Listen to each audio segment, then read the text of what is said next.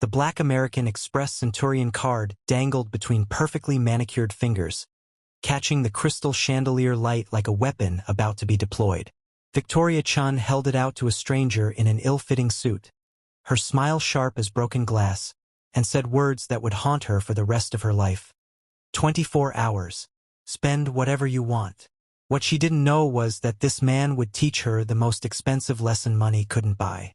Before we dive into the story that will challenge everything you think you know about wealth and poverty, hit that subscribe button and turn on notifications because the stories on this channel will change how you see the world. Trust me, you don't want to miss what happens next. Let me take you back to where it all began, to a world so drenched in wealth that money became invisible. Victoria Chen lived 32 floors above Manhattan, in a penthouse where infinity pools reflected city lights and floor-to-ceiling windows framed the world like she owned it. And in many ways, she did. Her parents built a commercial real estate empire that stretched across 3 continents, properties generating passive income that would sustain 4 generations of Chens who never had to work a single day. Victoria's trust fund alone earned more interest in a month than most families saw in a year. She wore designers whose names most people couldn't pronounce, attended galas where champagne cost more per bottle than monthly rent in Queens, and moved through life with the confidence of someone who never had to check a price tag. But here's what nobody tells you about that kind of wealth. It doesn't just insulate you from poverty. It insulates you from reality itself. Victoria's mornings started at 11 with a personal trainer in her private gym, followed by appointments at spas on Fifth Avenue, where she'd spend 3 hours and $4,000 without blinking.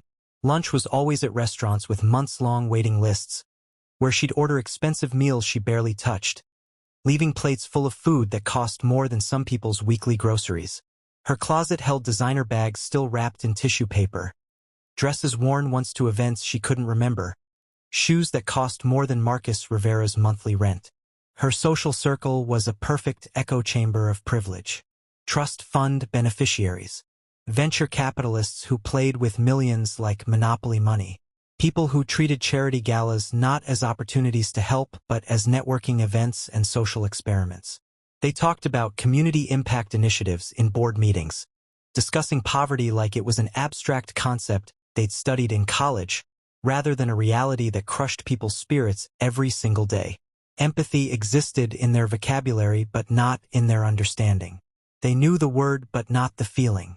If you're already seeing the problem here, drop a like on this video, because what Victoria was about to do would reveal just how disconnected wealth can make you from basic human decency. The Manhattan Winter Charity Gala was exactly the kind of event Victoria attended twice a month. Crystal chandeliers, $1,000 plates, celebrities posing for photographers, and wealthy people congratulating themselves for donating money they'd never miss. Victoria stood near the entrance with her usual circle, champagne glass in hand, diamond earrings catching light, when she noticed security handling a situation at the door. A tall man, maybe 38, was being turned away. His suit was clearly borrowed, shoulders too wide for his frame, and his shoes, though polished to a shine, showed cracks in the leather that spoke of years of wear. His hands, she noticed even from a distance, were rough and calloused, the hands of someone who worked with them, who built things, who knew physical labor. Victoria's friend Melissa leaned in, her voice dripping with disdain. Another party crasher. They always try during the holidays. Looking for handouts, probably. The group laughed, that casual cruelty that comes easy when you've never known struggle. Victoria watched the man's face as security escorted him out, saw something in his expression that caught her attention. Not anger, not embarrassment, just quiet resignation, like he'd expected this outcome, like disappointment was an old friend he'd learned to live with. And that's when boredom and privilege collided to create a terrible idea. Victoria was tired of the same conversations, the same faces, the same predictable evening where everyone would drink too much and donate money to feel good about themselves. She wanted entertainment. She wanted to prove a point she'd always believed. That poor people were poor because they made bad choices, because they lacked discipline, because given money they'd wasted on frivolous things. "Watch this," she said to her friends, and walked toward the exit where the man stood on the sidewalk, shoulders slightly hunched against December cold. "Make sure you're subscribed because what happens next will absolutely shock you." "Excuse me." Victoria called out, her heels clicking on marble as she approached. The man turned, and she got her first close look at Marcus Rivera. Though she didn't know his name yet, didn't know his story, didn't know she was standing in front of someone who would dismantle every assumption she built her worldview upon. She saw weathered skin, tired eyes, and that borrowed suit that didn't quite fit. She made instant judgments the way wealthy people do, categorizing him, dismissing him, reducing his entire existence to a stereotype. "I have a proposition for you," Victoria announced, loud enough that her friends could hear, loud enough that someone pulled out a phone to record. She reached into her Hermes clutch and pulled out her black American Express Centurion card, the one with no spending limit, the one that marked her as part of an exclusive club of the ultra-wealthy. 24 hours. You can spend whatever you want, buy whatever you want, do whatever you want with this card. Consider it a social experiment. Marcus Rivera stared at the card, then at her face, searching for something. Victoria mistook his hesitation for greed awakening, for shock at his good fortune, for the exact response she expected. She didn't see him searching for the cruelty behind the offer, trying to understand why a stranger would do this, looking for the trap because life had taught him nothing came free.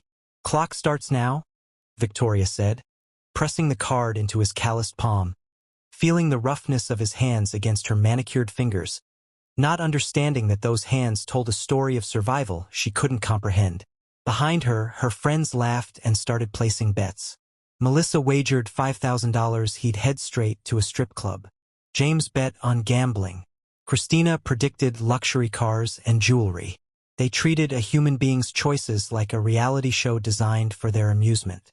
Marcus stood there holding the card like it might explode, and Victoria walked back to her friends, already crafting the story she'd tell at next week's brunch, already imagining the Instagram post, already certain she knew exactly how this would play out.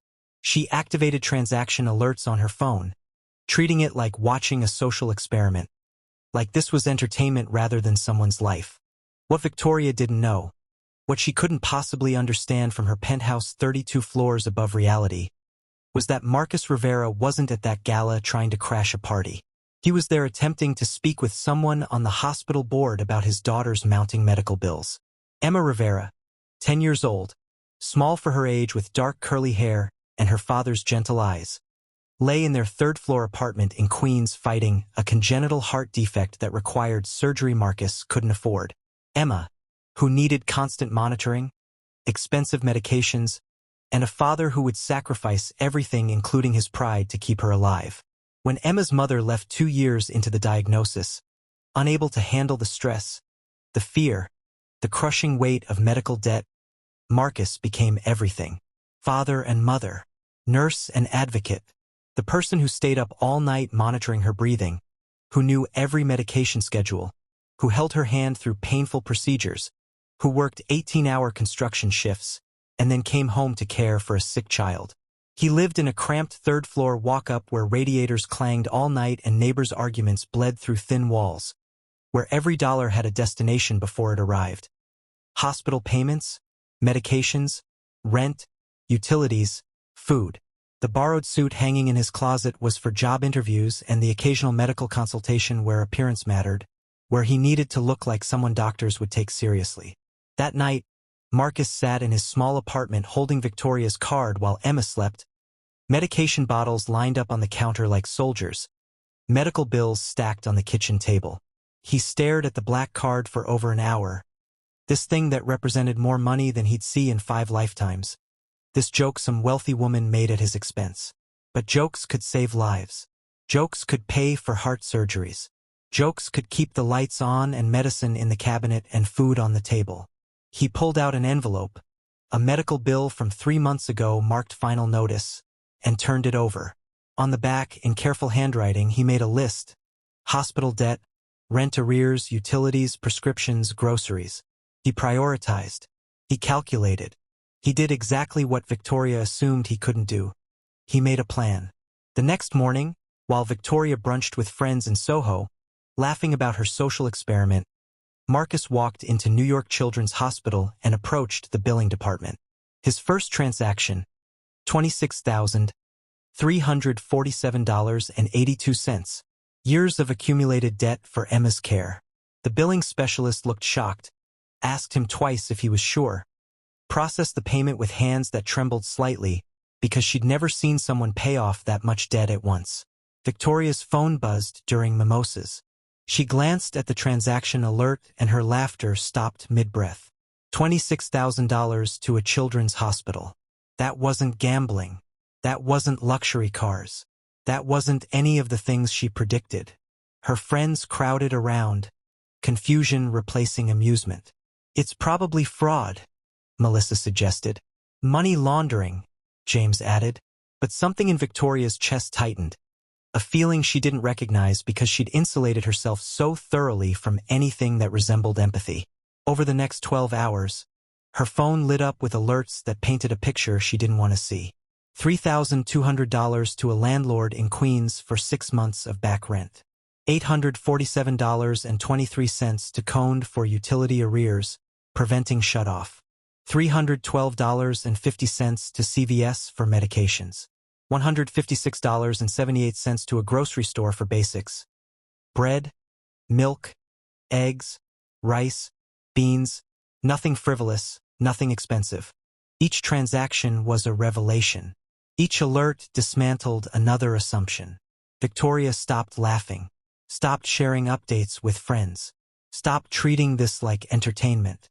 Because somewhere in Queens, a man she judged in 5 seconds was showing her what actual financial discipline looked like, what it meant when every dollar carried weight, when money wasn't a toy but a tool for survival. But here's the question that will haunt you just like it haunted Victoria. What would you do if someone handed you unlimited money for 24 hours? Would you prove them right or would you prove them wrong? Drop your answer in the comments because what Marcus does next will absolutely change how you think about wealth, poverty, and what it really means to be rich. Victoria Chen stared at her phone screen like it held the answer to a question she didn't know she was asking. $26,347.82 to New York Children's Hospital. The number glowed on her transaction alert, mocking every assumption she'd made about the man in the borrowed suit. Her champagne suddenly tasted bitter. Her friends crowded around, their laughter dying as they read the notification, and someone said what they were all thinking, "He's stealing from you." But Victoria couldn't shake the feeling that something else was happening. Something that made her chest tighten in a way she didn't recognize. If you're watching this thinking you know where this story goes, you don't. Hit that like button right now because what unfolds over the next 24 hours will challenge everything you believe about wealth, poverty, and human nature. And make sure you're subscribed with notifications on because the stories on this channel will change how you see the world. 3 hours passed. Victoria sat in her penthouse overlooking Central Park. The city stretched out below like a kingdom she ruled, but her eyes stayed fixed on her phone. Another alert, $3,200 to a landlord named Rodriguez in Queens. The address registered somewhere in her mind, a neighborhood she'd never visited, never thought about, never acknowledged existed in the same city where she paid $12,000 monthly for her apartment. 6 months back rent, the transaction note read. 6 months. Victoria tried to imagine being 6 months behind on anything and couldn't. Her trust fund deposited automatically. Her bills paid themselves. Money flowed like air, invisible and constant. "It's definitely fraud," Melissa said from across the marble kitchen island, scrolling through her own phone, already bored with the drama. "You should cancel the card before he bankrupts you." But Victoria didn't cancel it. She activated detailed transaction tracking instead, setting her phone to alert her every time the card was used, treating this like a mystery she needed to solve, like evidence she needed to gather to prove her original judgment correct. Hour 5 brought another alert, $847.23 to Coned for utility arrears. Victoria knew Coned was the power company, knew that number meant someone was about to have their electricity shut off, but knowing intellectually and understanding emotionally were different things. She'd never worried about keeping lights on, never calculated how many days until shut off, never sat in darkness because she couldn't pay a bill. The phrase utility arrears existed in her vocabulary like a foreign language she'd studied but never spoken. Her phone buzzed again, $312.50 to CVS Pharmacy. Then, 20 minutes later, $156.78 to Associated Supermarket. Victoria opened her banking app and pulled up the detailed transaction descriptions, something she'd never done before because she never needed to track spending, never needed to justify purchases, never needed to account for money that simply existed in infinite supply. The CVS transaction listed medications with names she didn't recognize. The supermarket purchase itemized groceries: bread, milk, eggs, rice, beans, chicken, vegetables. Basics. Nothing expensive. Nothing frivolous. No alcohol. No luxury items. No organic labels or specialty brands. Here's what Victoria was starting to realize, and here's what you need to understand. Every transaction was painting a picture she didn't want to see. Drop a comment right now telling me what you think is happening, because this story is about to take a turn that will absolutely shatter your heart. Hour 7. Victoria sat alone in her penthouse, her friends having left to attend another party, another event, another opportunity to be seen and photographed. She pulled out her laptop and did something she'd never done before. She researched New York Children's Hospital Billing Department. She created a fake inquiry, claiming to be a financial advisor, and asked about account number matching the transaction timestamp. The billing specialist, after verifying credentials Victoria faked with disturbing ease, confirmed a long-standing account had been paid in full. Patient name: Emma Rivera. Age 10. Diagnosis: congenital heart defect requiring surgical intervention. Outstanding balance cleared: $26,347.82. Victoria's hands trembled on the keyboard. Emma Rivera, 10 years old. Heart defect. The words rearranged themselves in her mind, building a story she'd refused to see when she handed that card to a stranger she'd judged in 5 seconds. She clicked through hospital records she shouldn't have access to, but money opened doors even digitally. Emma's medical history filled her screen. Emergency room visits, specialist consultations, medications, monitoring equipment, a surgery scheduled and then postponed twice due to insufficient funds. The notes from the cardiac surgeon were clinical but devastating. Patient's condition deteriorating. Surgery critical. Family unable to secure financing. And there it was. The truth Victoria had mocked at a charity gala while drinking champagne that cost more than Emma's medication. The reality she'd turned into entertainment for her friends. The life she'd reduced to a social experiment. A 10-year-old girl fighting to survive while her father worked himself to exhaustion trying to save her.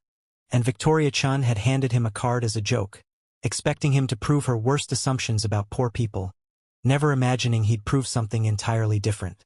But Victoria wasn't ready to face that truth yet. She closed her laptop and told herself there had to be another explanation. Maybe the man was scamming the hospital. Maybe Emma Rivera wasn't even his daughter. Maybe this was an elaborate con and she was the mark. She wanted to believe that, needed to believe it, because the alternative meant confronting something uncomfortable about herself, about her worldview, about the assumptions she'd built her entire identity upon. Hour 9. Another alert. $43.12 to a laundromat. Victoria stared at that transaction longer than any other. $43 for laundry. She'd spent more on a single cocktail last week. Her laundry was picked up and delivered by a service she paid monthly without checking the price. The idea of going to a public laundromat, feeding quarters into machines, waiting while clothes tumbled, carrying everything in bags. It existed in her world like historical fiction, something people did in old movies but not in real life. She pulled up the address. Queens. Same neighborhood as the landlord payment. Same area as the supermarket. Victoria opened a map application and saw streets she'd never traveled, neighborhoods she'd never visited. A part of New York that existed 15 minutes from her penthouse but might as well have been a different planet. Without thinking it through, without calling her driver, without telling anyone where she was going, Victoria grabbed her keys and headed to her garage. And this is where the story shifts. This is where Victoria's carefully constructed world starts crumbling. Stay with me because what happens next will leave you speechless. The drive to Queens took 23 minutes through traffic that tested Victoria's patience. She'd grown up with drivers, rarely navigating city streets herself, and the chaos of delivery trucks and honking taxis made her grip the steering wheel of her Range Rover like it might escape. The neighborhood transformed as she crossed the bridge. Manhattan's glittering towers gave way to shorter buildings, then to areas where paint peeled and trash collected on corners and bodegas advertised discounts in windows covered with security bars. Victoria felt uncomfortable in a way she couldn't name.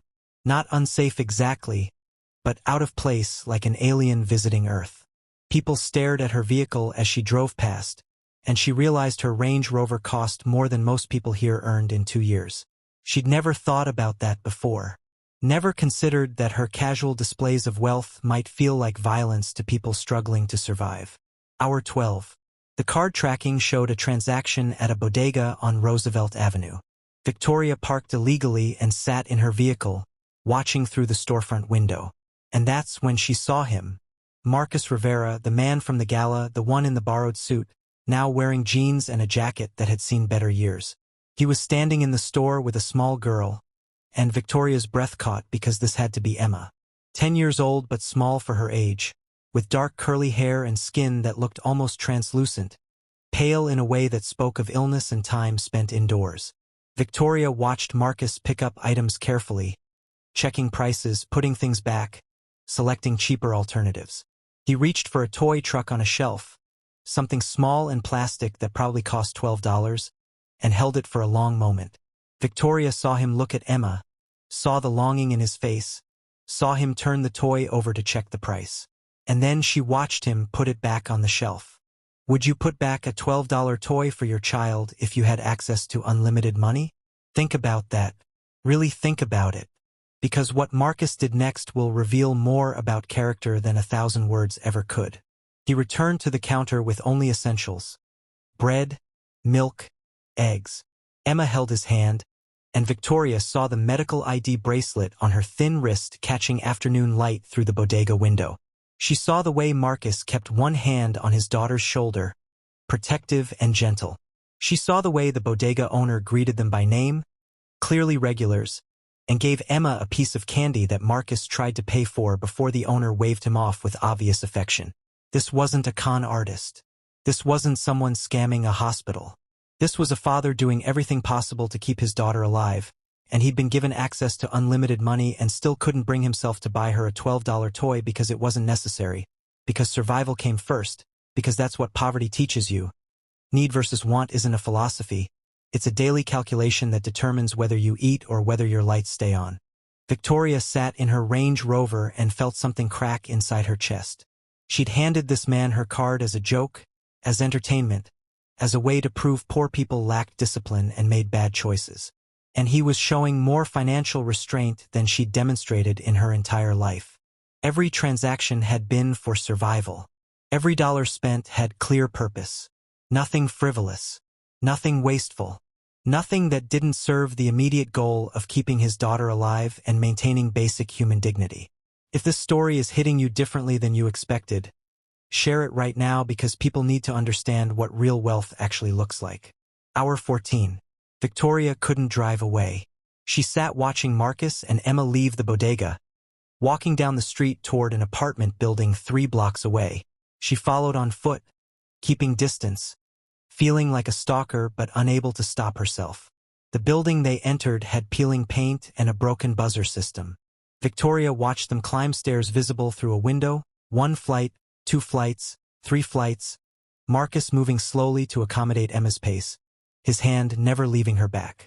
Victoria pulled out her phone and searched the address.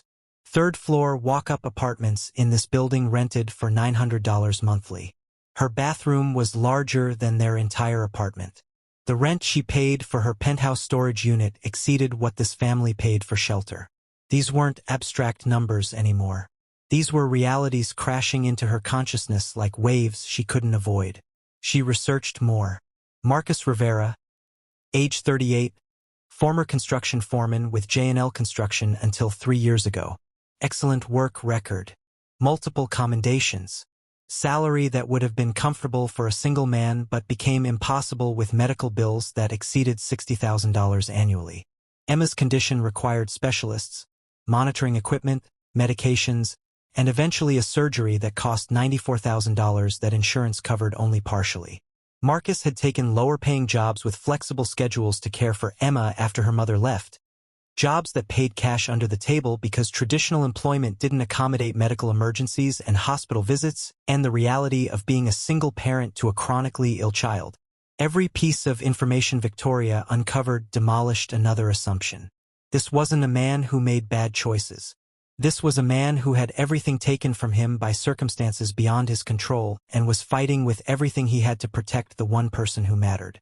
This was someone who knew the price of everything because he had to, because miscalculation meant eviction or darkness or his daughter going without medication that kept her heart beating regularly. Victoria's phone buzzed with a call from Melissa. So did he buy the Porsche yet or what?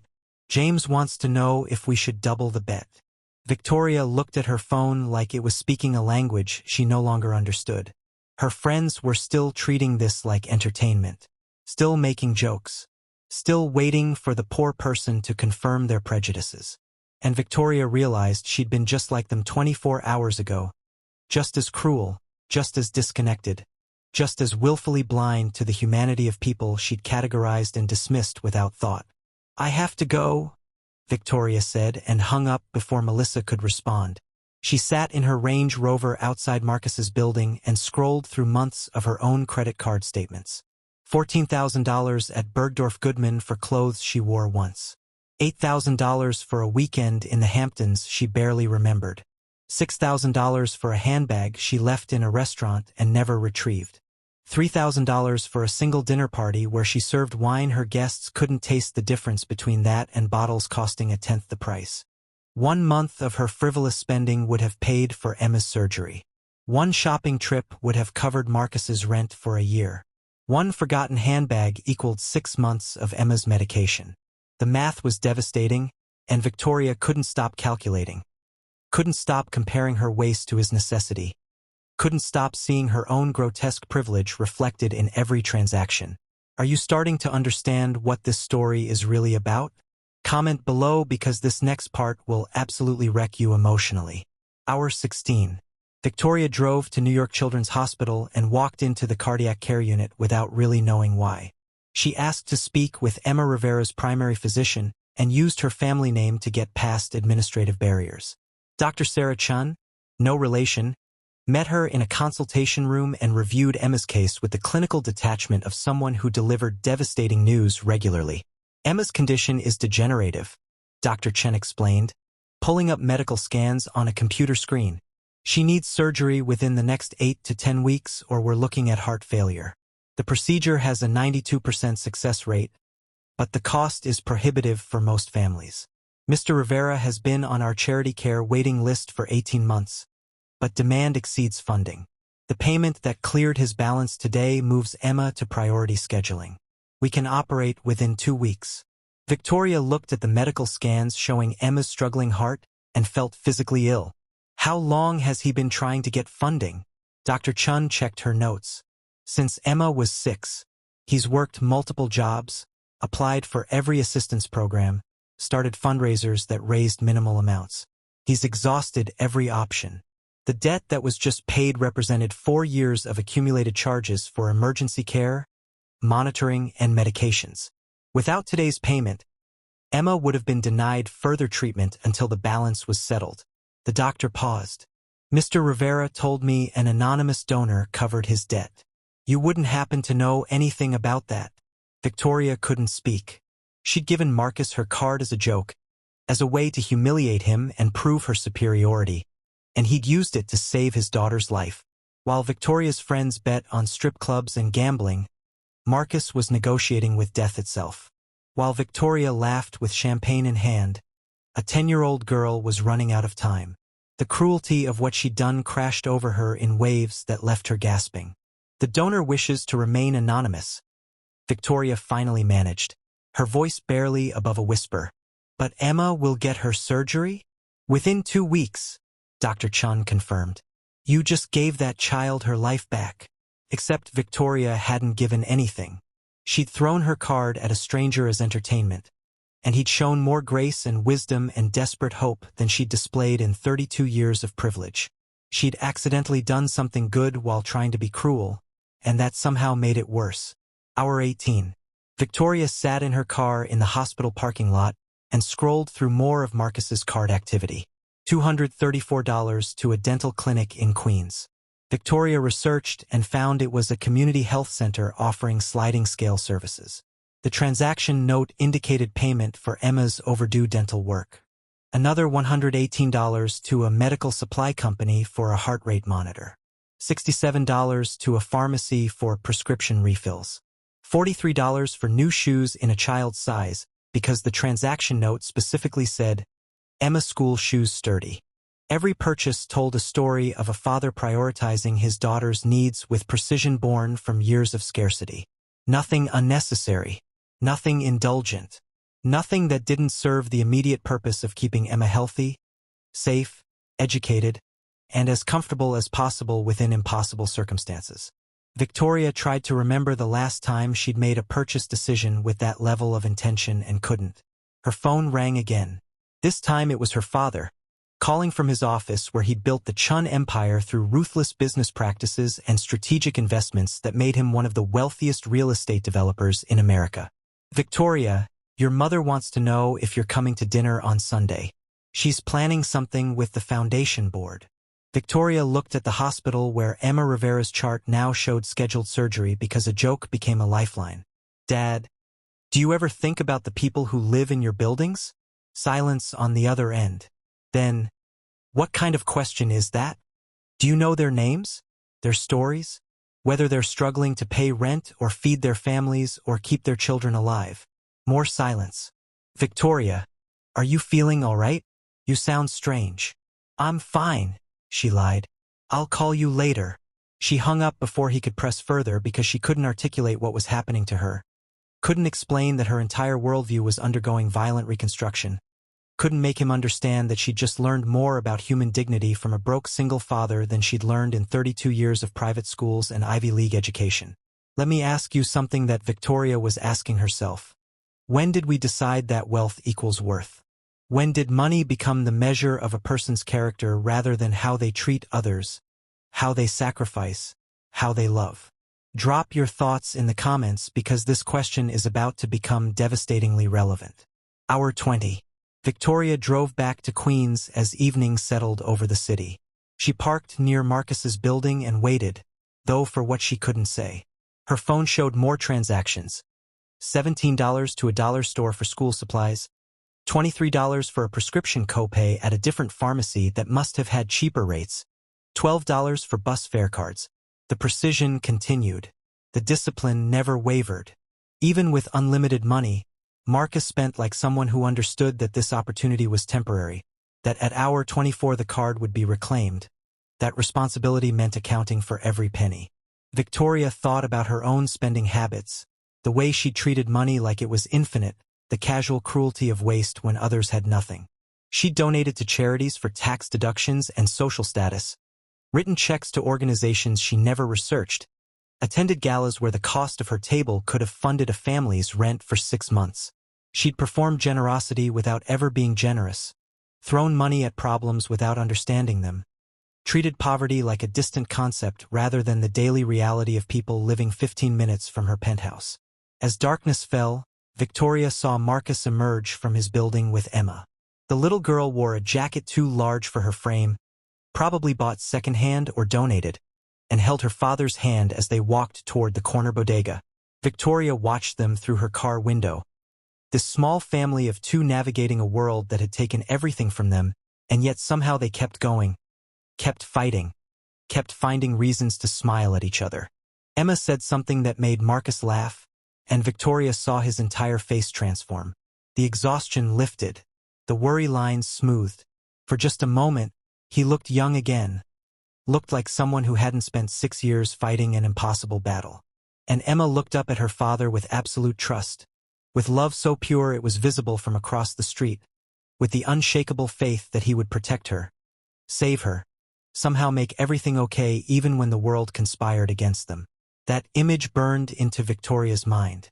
A father and daughter facing impossible odds with nothing but each other. No safety net, no trust fund, No generational wealth. Just love and determination and the kind of courage that comes from having no choice but to be brave because someone depends on you completely. And what did Victoria have? Money she never earned. Privilege she never questioned. A life of comfort that insulated her from reality so thoroughly that she could hand a credit card to a struggling father as a joke and think it was amusing. Wealth without wisdom. Abundance without appreciation. Success without sacrifice. Hour 22. The pharmacy transaction came through at 9:47 p.m. $487 to CVS for Emma's specialized heart medication, a 1-month supply of the drug that kept her heart beating at a rate that wouldn't cause immediate failure. Victoria researched the medication and found patient forums where parents discussed the astronomical cost, how insurance companies fought coverage, how they had to choose between medication and rent, between keeping their children alive and keeping roofs over their heads. Victoria drove to the CVS location and parked where she could see the entrance. 10 minutes later, Marcus emerged carrying a small pharmacy bag. He stopped on the sidewalk, pulled out Victoria's black card, and stared at it. Just stood there under the streetlight looking at this piece of plastic like it held answers to questions he'd been asking for 6 years.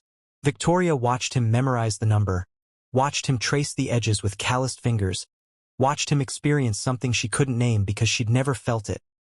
Relief mixed with grief, gratitude mixed with desperation. The knowledge that this lifeline was temporary and in 2 hours it would disappear. He stood there for a full minute, and Victoria understood with devastating clarity that he wasn't memorizing the card to use it fraudulently later. He was memorizing this moment when his daughter's life wasn't balanced on a spreadsheet of impossible choices, when he could buy her medication without calculating which bills to skip, when for 24 hours he could breathe without the weight of medical debt crushing his chest. Victoria's phone buzzed with a text from Melissa. Update? We're all dying to know if he maxed out the card on stupid stuff yet. The bet is up to $30,000. $30,000 her friends were gambling for entertainment while Marcus Rivera stood on a sidewalk treasuring a moment of financial dignity they would never understand. Victoria felt physically ill. She turned off her phone. This is the moment where everything changes. This is where Victoria has to decide who she really is. Are you still with me? Because what comes next will determine whether this story is about redemption or regret. Hour 23. Victoria sat in her Range Rover outside Marcus's apartment building, watching lights flicker on in third-floor windows. She saw shadows moving behind thin curtains, saw the shape of Marcus helping Emma with something, probably her evening medications and monitoring routine. She imagined their apartment, small, crowded with medical equipment, every corner maximized for efficiency. She imagined Emma's bedroom, if she even had her own bedroom, decorated with whatever they could afford. She imagined Marcus's constant calculations. Rent, utilities, food, medication, school supplies, co-pays, monitoring equipment, emergency savings that never materialized because emergencies happened every month. Victoria pulled out her phone and looked at her reflection in the black screen. She didn't recognize herself anymore. Or maybe she recognized herself for the first time and didn't like what she saw. A 32-year-old woman who'd never struggled for anything, never sacrificed anything, never built anything meaningful with her inherited wealth. She'd coasted on her parents' success, spent money she never earned, and treated people as entertainment or obstacles or invisible obstacles to her comfort. She remembered her father's words from last month's dinner. "We don't just build buildings, Victoria. We build legacies." What legacy was she building? What would she leave behind besides credit card statements showing frivolous purchases and social media posts documenting a life of meaningless luxury? Marcus Rivera, with nothing, was building more than she ever had. He was building a life for his daughter through pure sacrifice and determination. He was creating something that mattered. He was fighting for something beyond himself. Victoria pulled up her banking app and looked at her trust fund balance. The numbers were almost obscene. More money than she could spend in 5 lifetimes. Monthly interest that exceeded annual salaries. Investments that compounded while she slept. And what had she done with it? Bought designer clothes she forgot about. Attended parties she didn't remember. Lived in luxury she didn't appreciate. She'd had every advantage and built nothing. Marcus had every disadvantage and built everything that mattered. The question that haunted Victoria was the same question that should haunt all of us. What are you building with what you've been given? Is it just more comfort for yourself, or are you creating something that lifts others? Share this video right now because someone needs to hear this message. Hour 23.5. Victoria's phone, still turned off, sat heavy in her lap. She knew her friends were texting, calling, demanding updates on their bet. She knew they expected a story about waste and greed and poor people proving exactly what they believed about poor people. She knew they'd be disappointed when she told them the truth, that Marcus Rivera had shown more financial wisdom in 24 hours than their entire social circle demonstrated in a year. But Victoria also knew something else. She knew that tomorrow Marcus would return the card, would go back to impossible calculations and crushing debt and the constant fear that one unexpected expense would unravel everything. She knew Emma would get her surgery but then need ongoing care. She knew Marcus's job situation remained precarious. She knew that 24 hours of financial relief didn't solve structural problems that trapped people in poverty despite their best efforts and strongest character. And that's what broke something fundamental in Victoria's understanding of the world. Marcus had done everything right. He'd worked hard, made sacrifices, demonstrated financial discipline that put wealthy people to shame. And still his daughter almost died because their system valued money over life, because healthcare was a privilege instead of a right, because being poor in America meant choosing between impossible options every single day. The clock ticked toward hour 24. Victoria watched those third-floor windows and thought about the man inside who'd used unlimited money to pay for necessities, who'd put back a $12 toy truck, who'd memorized a credit card not for fraud but for memory, who'd shown her what actual wealth looked like and it had nothing to do with bank accounts. Marcus Rivera was richer in character than Victoria would ever be in currency. He taught her more about values in 24 hours than her Ivy League education and trust fund lifestyle had taught her in 3 decades. And here's the devastating truth that Victoria was finally understanding. Being generous with money you don't need isn't generosity. It's not sacrifice when you lose nothing. Real sacrifice is Marcus choosing Emma's medication over his own food. Real generosity is putting back that toy truck because survival comes first. Real wealth is loving someone more than your own comfort. And Victoria had none of that. She had money, but Marcus Rivera had everything that mattered. The car clock showed 11:57 p.m., 3 minutes until hour 24. Victoria knew Marcus would return to the gala venue exactly on time because that's who he was. Someone who kept his word, who honored agreements, who understood that integrity mattered more than convenience. She started her engine and drove back to Manhattan, back to the world she understood but no longer belonged to, back to face the moment when her joke would end and her reckoning would begin. Because here's what Victoria finally understood, and here's what you need to understand too. We're not measured by what we have. We're measured by what we do with what we have. We're not defined by our circumstances. We're defined by our choices within those circumstances. And Marcus Rivera, with nothing, had made choices that revealed Victoria's poverty. Not of money, but of character, empathy, and purpose. The question Victoria had to answer now, the question we all have to answer, is this: when you see your own poverty of spirit reflected back at you, do you turn away or do you transform? When someone shows you what you lack despite having everything, do you retreat into privilege or do you rebuild yourself into someone worthy of your advantages? What would you do if you discovered that a joke you made changed someone's life but also exposed everything wrong with your own? Leave your answer in the comments because what happens next is going to show you what Victoria decided, and I promise you won't see it coming. Would Marcus Rivera actually return that card? After 24 hours of access to unlimited money, after clearing debts that crushed him for 6 years, after finally breathing without the weight of impossible choices, would he really walk back into that world of wealth and hand everything back to the woman who gave it to him as a joke? That's the question Victoria Chen asked herself as she stood outside the Manhattan Winter Charity Gala venue at 11:59 p.m., 1 minute before the deadline, and the answer would determine not just the end of their story but the beginning of who Victoria would become. The venue was closed, lights dimmed, the champagne and crystal chandeliers packed away until the next event where wealthy people would congratulate themselves for caring. Victoria stood alone on the steps where she'd first approached Marcus, where she'd dangled her black card like a weapon, where she'd made assumptions that had been systematically destroyed over 24 hours. The December cold bit through her designer coat, but she barely felt it.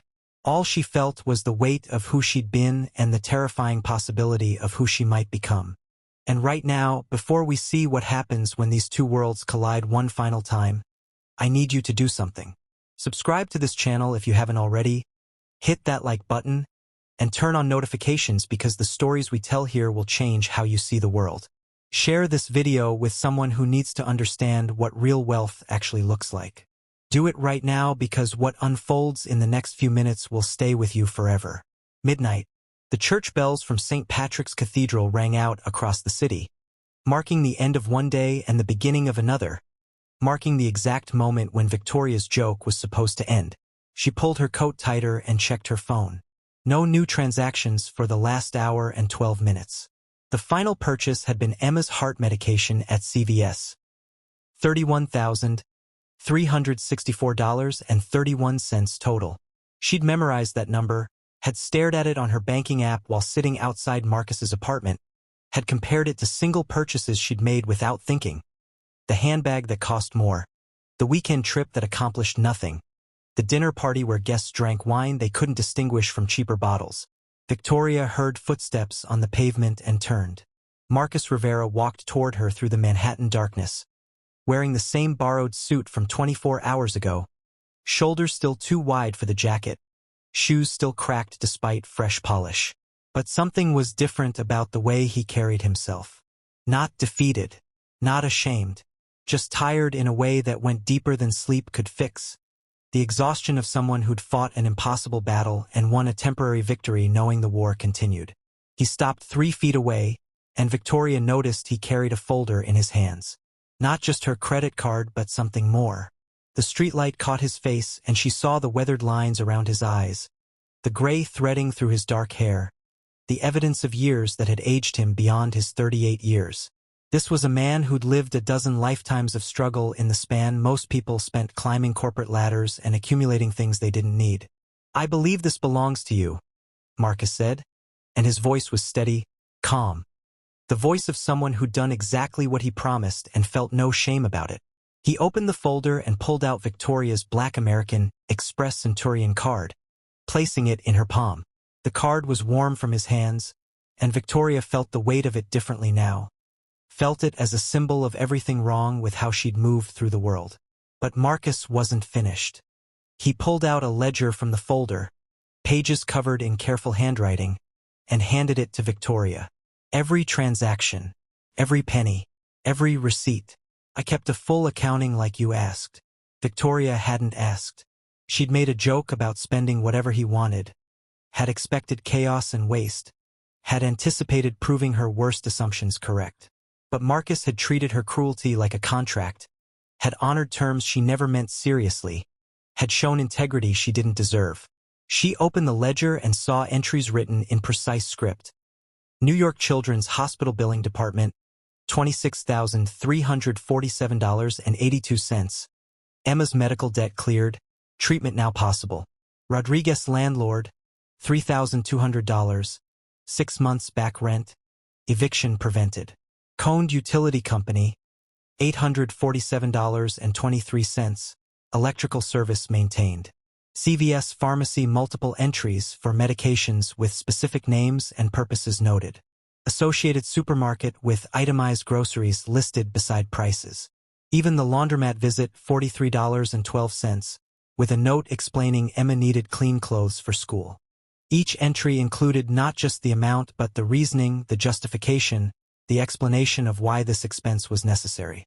Marcus had documented his choices like someone expecting judgment, expecting to defend every decision, expecting Victoria to question his character. And in that expectation, Victoria saw the reflection of her own cruelty, saw how she'd positioned him from the start as someone who needed to prove his worth. $31,364.31 total, Marcus said, confirming the number Victoria had memorized. "Every penny accounted for. I know you were expecting something different." And here's where Victoria had to make a choice that would define the rest of her life. Would she laugh this off as an interesting experiment? Would she return to her penthouse and her friends and her world where people were entertainment?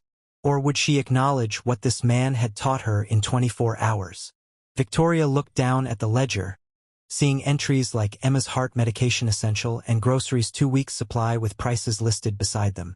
She saw the toy truck entry that never happened, saw the restraint in every purchase, saw financial discipline that put her entire social circle to shame.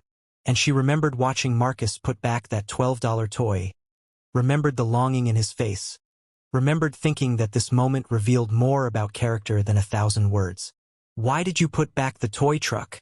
Victoria asked, her voice cracking on the question because somehow this detail mattered more than all the others. Somehow this choice revealed everything she needed to understand. Marcus's jaw tightened. He looked past Victoria toward the building where wealthy people had danced and laughed and made jokes about people like him. "Because it wasn't necessary," he said finally. "Emma's still here. That's all that matters. A toy truck doesn't keep her alive. A toy truck doesn't pay for her surgery. A toy truck doesn't put food on our table or keep our lights on. Want and need aren't the same thing when you're one unexpected expense away from losing everything." Those words hung in the December air between them. Want and need. Victoria had never distinguished between them. Everything she wanted she got, and she'd convinced herself that made her happy, made her successful, made her better than people who couldn't afford their wants. But Marcus understood something she was only beginning to grasp. That discipline isn't about deprivation, it's about values, about knowing what actually matters and protecting that with everything you have. "I saw you," Victoria said quietly, "at the bodega. I watched you pick up that truck and put it back. I watched you with Emma." Marcus's expression didn't change, but something flickered in his eyes. Surprise maybe, or concern. "You followed me?"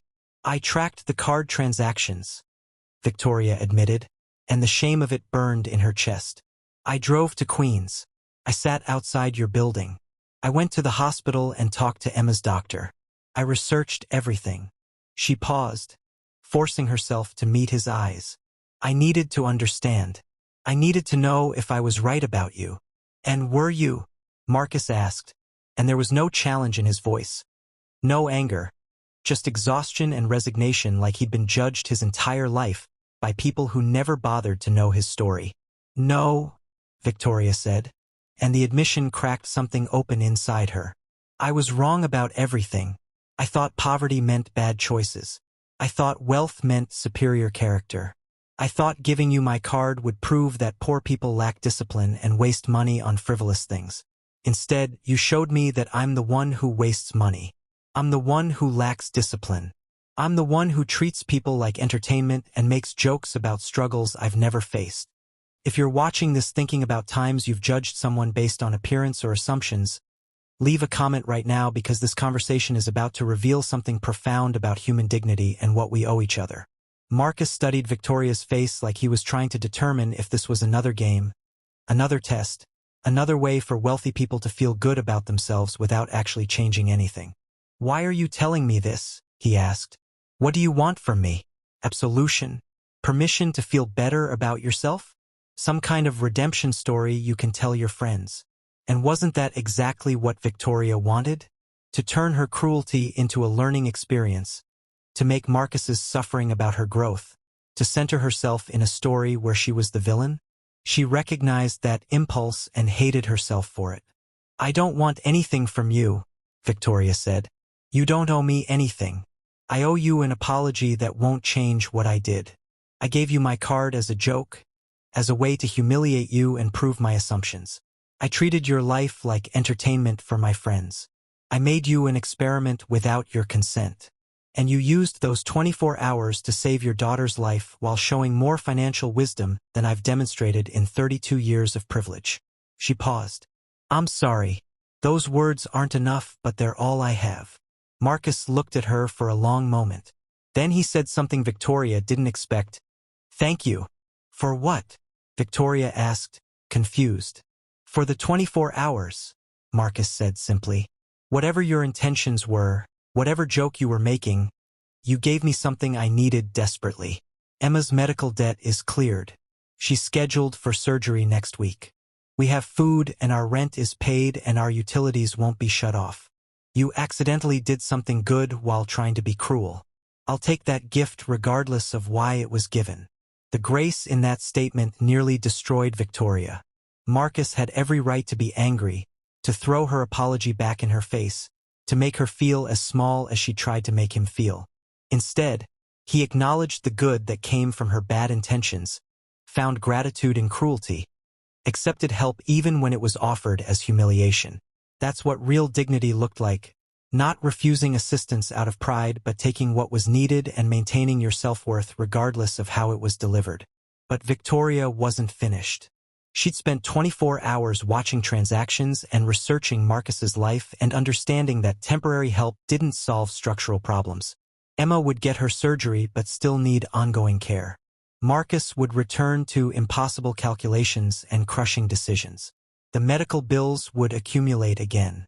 The system that trapped them would continue grinding them down despite their best efforts and strongest character. "I want to offer you something else," Victoria said, and she pulled out her phone, opened an email draft she'd written at 3 a.m. while sitting outside Marcus's building, while watching third-floor windows and reckoning with her own poverty of purpose. "My family owns the Chen real estate empire. We have properties across 3 continents and more money than 4 generations could spend. 2 years ago, we started developing affordable housing units as a tax write-off and PR opportunity. The project stalled because we put someone in charge who didn't understand what people actually need, who designed luxury amenities instead of functional homes, who treated it like another investment property instead of something that could change lives." Marcus listened without interrupting, his expression guarded, waiting for the catch because people like Victoria always had catches, always had conditions, always wanted something in return for their generosity.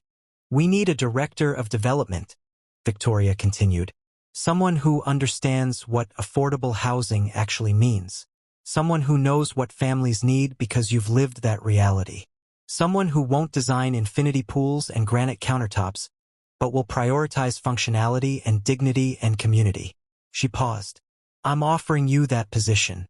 Trial basis. Salary is $120,000 annually, full health insurance that covers pre-existing conditions, education assistance for Emma, housing allowance, and equity stake in the projects you develop." The numbers hung between them.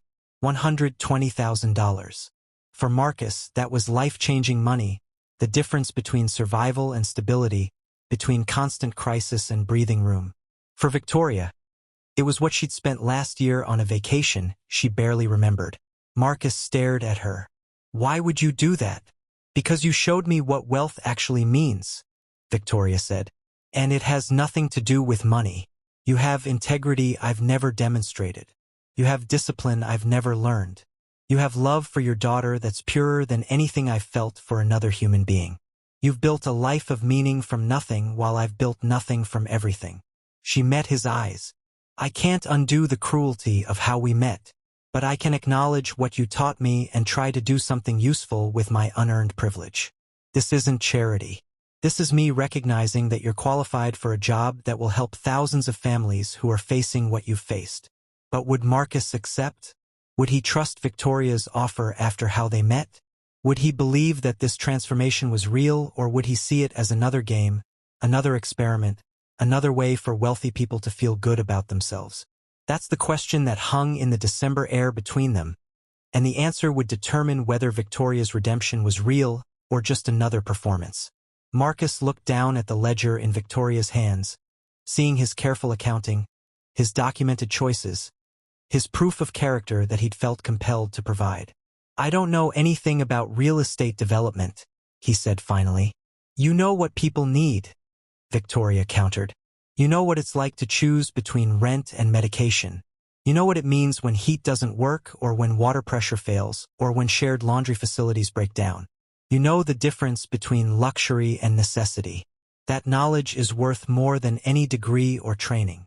Your family would never accept someone like me," Marcus said, and Victoria heard the years of rejection in his voice, the times he'd been turned away, the doors that closed because of his address or his borrowed suit or his weathered hands. "My family will accept what I tell them to accept," Victoria said with more confidence than she felt. "I'm a 32-year-old heiress who's done nothing meaningful with her life. If I want to hire someone for our affordable housing project, They'll agree because it makes them look good and costs them nothing. They don't need to understand your value. I do.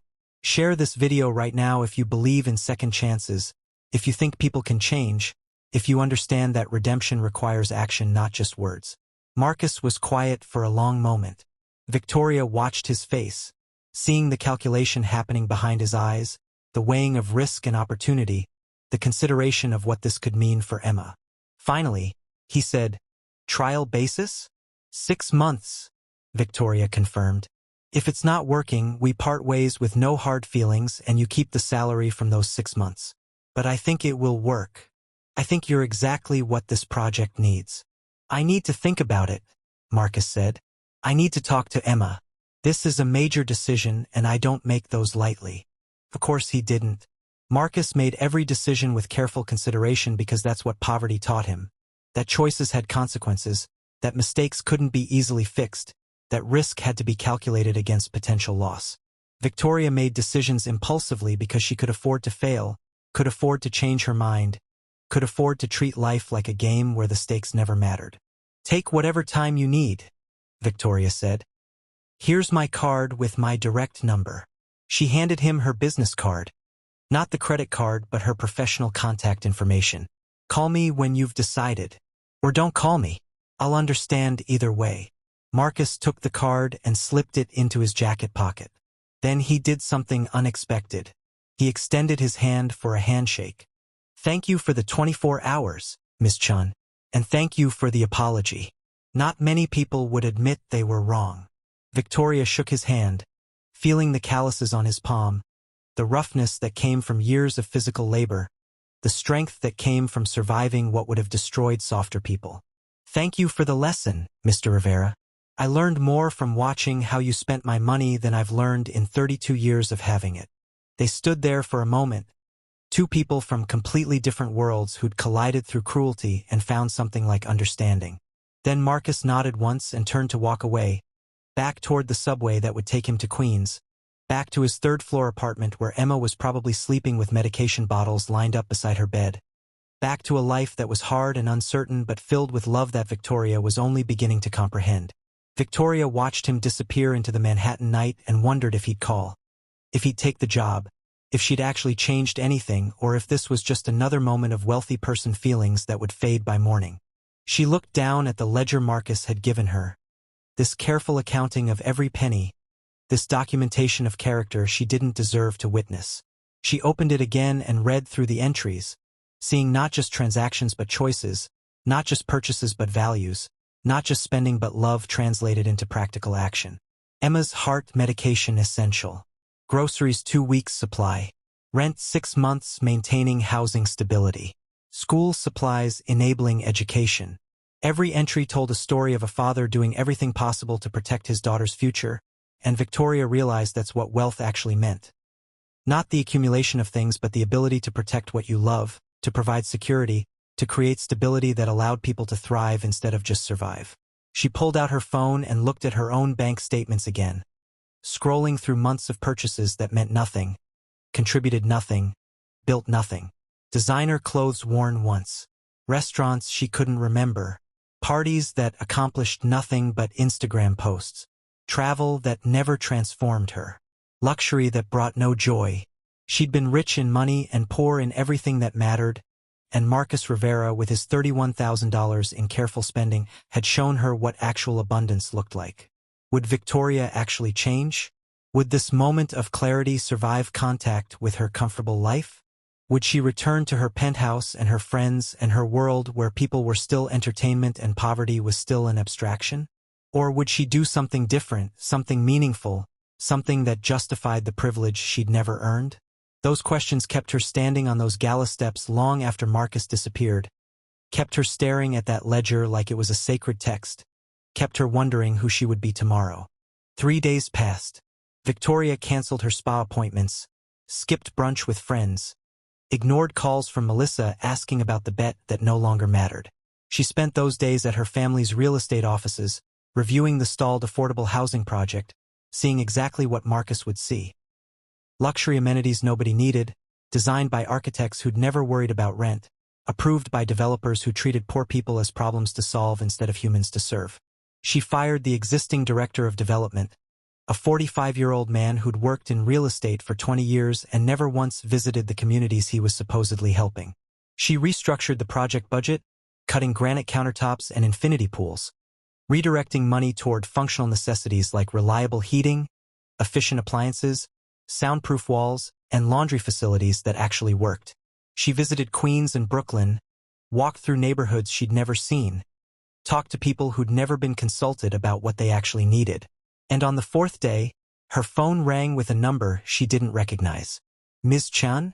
This is Marcus Rivera." His voice sounded different on the phone, less guarded, like he'd made a decision and found peace with it. "Marcus," Victoria said, and she was surprised by how much relief she felt hearing from him. How much she'd worried he wouldn't call. How much she'd needed him to give her a chance to prove this transformation was real. "I talked to Emma," Marcus said. "Told her about the job offer. She asked me what I wanted to do, and you know what I told her? I told her I wanted to help families like ours so they don't have to make the impossible choices we've made. I told her I wanted to build something that matters." He paused. "If the offer is still available, I accept. Trial basis. 6 months." Victoria felt something in her chest ease, something she didn't know was tight until it released. "The offer is absolutely still available. When can you start?" "Emma's surgery is scheduled for next Tuesday," Marcus said. "I'll need 2 weeks after that to make sure she's recovering well. Then I'm yours." And here's what's beautiful about that statement. I'm yours. Not I'll work for you or I'm your employee, but I'm yours, suggesting partnership, suggesting trust, suggesting that maybe they could build something together that neither could build alone. Victoria hadn't earned that trust, but Marcus was offering it anyway, offering her a chance to be more than she'd been, offering redemption she didn't deserve. "Take whatever time you need," Victoria said. "Emma comes first. Always." "Thank you," Marcus said. "And Ms. Chen, I read about your family's real estate empire. I researched your properties. I know the Chen name carries weight in this city. I just want to make sure we're clear about something." "What's that?" Victoria asked, suddenly nervous. "If I'm doing this job, I'm doing it right," Marcus said firmly. "That means advocating for the people who live in these units even when it's not profitable. That means pushing back on decisions that prioritize appearance over function. That means treating this like it matters more than your family's reputation. Can you handle that?" And Victoria laughed, actually laughed, because Marcus Rivera was setting boundaries with a billionaire's daughter, was establishing terms, was making clear that he wouldn't be a token hire or a PR move, but an actual force for change. "I'm counting on it," Victoria said. "That's exactly why I need you. Push back on everything. Fight for what's right. Build something that actually helps people. I'll handle my family. Then I'll see you in 3 weeks," Marcus said. "And Ms. Chen, thank you. For the apology. For the opportunity. For seeing me instead of your assumptions." The call ended and Victoria sat in her office. Her father's office, actually, borrowed because she was finally doing something that required a workspace, and stared at the wall where generations of Chen family photos hung. Her grandfather who'd built the first property.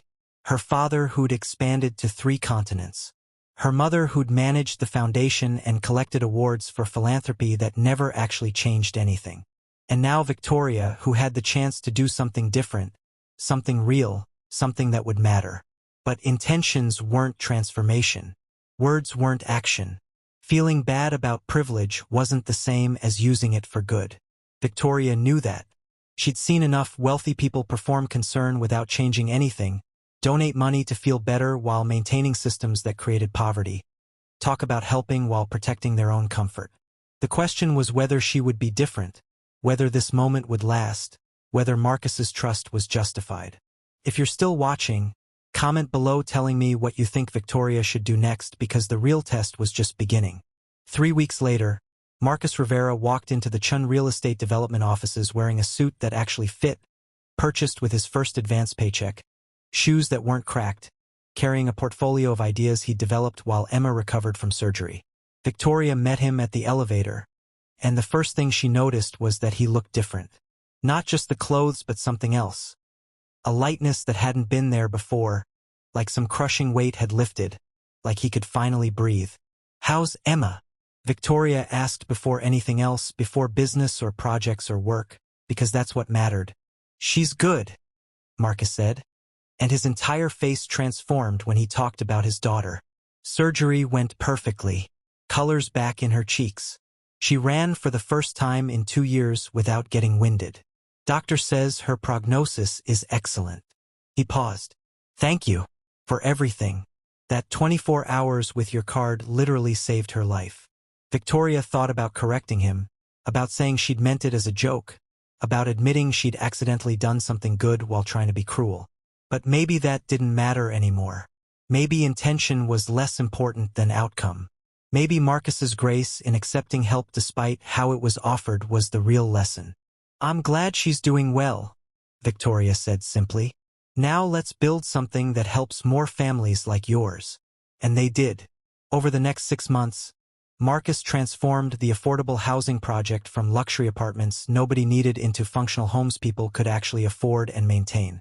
He fought with Victoria's father about budgets, pushed back on construction managers who wanted to cut corners, insisted on community input before making design decisions.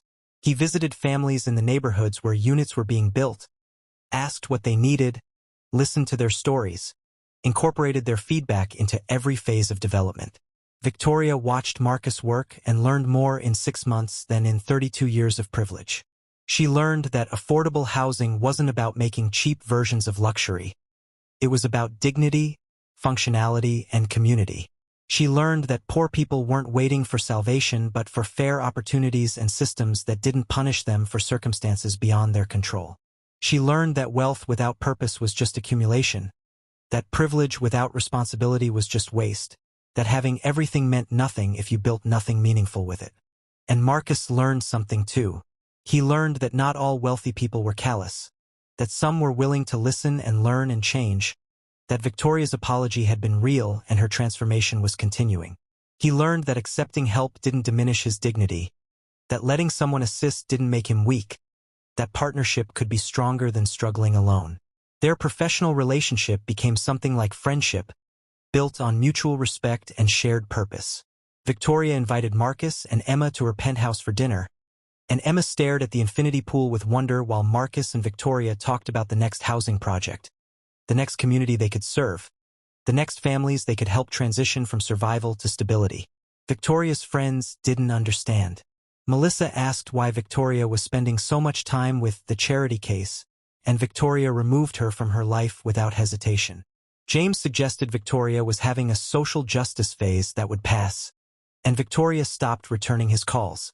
Her parents were skeptical but pleased by the positive press the housing projects generated, by the awards Victoria started winning for community development, by the way their family name was being rehabilitated from wealthy developers to people who actually cared. But Victoria didn't do it for press or awards or reputation. She did it because Marcus Rivera had shown her that every transaction had weight, every choice mattered, every dollar could be a tool for survival or waste depending on values behind it. She did it because a 10-year-old girl named Emma had nearly died while Victoria spent money on things she forgot about. She did it because wealth without purpose was poverty of spirit, and Marcus had shown her what actual richness looked like. 6 months became a year. The trial period ended and Marcus's position became permanent. They completed the first affordable housing project, 50 units where families who'd been one crisis away from homelessness could find stability. Victoria attended the ribbon-cutting ceremony and watched Marcus speak to assembled residents. Watched him explain that these units were built with their input, for their needs, with their dignity as the primary consideration. And Victoria saw Emma in the crowd, holding her father's hand, color in her cheeks and strength in her small frame, wearing the medical ID bracelet that would always remind them how close they came to losing everything. Emma caught Victoria's eye and smiled, and Victoria felt something she'd never felt before. The knowledge that she'd participated in saving a life not through accidental cruelty but through intentional action, through using privilege for good, through building something that mattered. At the end of that ceremony, Marcus pulled Victoria aside. "I've been thinking about that first night," he said, "when you gave me your card as a joke. When you expected me to waste money and prove your assumptions right. I'm sorry, Victoria started to say. But Marcus shook his head. Don't be sorry, he said. Be grateful. Because your cruelty accidentally saved my daughter's life and taught you something you needed to learn. Sometimes the worst moments lead to the best transformations. He paused. You asked me once why I put back that toy truck. I've been thinking about my answer. It wasn't just because it wasn't necessary. It was because Emma's life was more valuable than my desire to give her everything. Sometimes love means making hard choices. Sometimes the best gift is prioritizing survival over happiness because survival is what makes future happiness possible. Victoria understood. Marcus had taught her that lesson without knowing it, had shown her that discipline wasn't deprivation but values in action, that restraint was sometimes the highest form of love, that knowing what mattered was the foundation of meaningful life. What would you have bought if you'd had more time with that card? Victoria asked, curious about this alternate reality where Marcus had 25 hours instead of 24. Marcus thought about it. Nothing, he said finally. Everything I needed, I got. Everything I wanted was already in front of me. Emma alive and safe. The rest is just details. He looked at the affordable housing units behind them. This is what I would have bought. Stability for families like mine. Dignity for people who've had it stripped away. Hope for parents who are where I was 6 months ago. That's worth more than anything else. And that's when Victoria understood the final lesson. Wealth wasn't about having everything. It was about knowing what enough looked like and using surplus to lift others. Marcus had always known that. He'd lived it every day for 6 years. And now Victoria was learning it, was building a life based on purpose instead of accumulation, was discovering that the best investment wasn't property but people. Now here's what I need you to understand. And here's what I need you to do right now while this story is fresh in your mind. This isn't just entertainment. This isn't just a feel-good story about a billionaire and a single dad. This is a mirror being held up to show you what you value, what you prioritize, what you're building with whatever resources you have. You don't need unlimited money to make Marcus's choices. You need his values. You don't need Victoria's wealth to transform your life. You need her willingness to admit she was wrong and change accordingly. So here's your assignment. I want you to leave a comment right now answering 3 questions. First, what's one assumption you've made about someone based on their appearance or circumstances? Second, what's one purchase you've made recently that you didn't need, that was want instead of need? Third, what's one way you could use your resources, whatever they are, to help someone who's struggling? Don't just watch this video and move on. Don't just feel good for a minute and then forget. Take action. Examine your assumptions. Check your spending. Look for opportunities to lift instead of judge. Because the difference between Victoria at the beginning of this story and Victoria at the end wasn't money. It was consciousness, it was values, it was the willingness to see people instead of stereotypes. And if this story changed how you see wealth and poverty, if Marcus's discipline inspired you, if Victoria's transformation gave you hope that people can change, then share this video right now. Send it to someone who needs to understand that real wealth has nothing to do with bank accounts. Post it to your social media. Talk about it with your family. Make this conversation bigger than just one video, bigger than just this channel, bigger than just this moment. Subscribe if you haven't already, because every week we share stories that challenge your assumptions, that make you think differently about success and failure, about wealth and poverty, about who we are and who we could become. Turn on notifications so you never miss a story that might change your life. Marcus Rivera taught Victoria Chen that poverty doesn't mean poor character and wealth doesn't guarantee strong character. That every dollar has weight for someone. That discipline is love in action.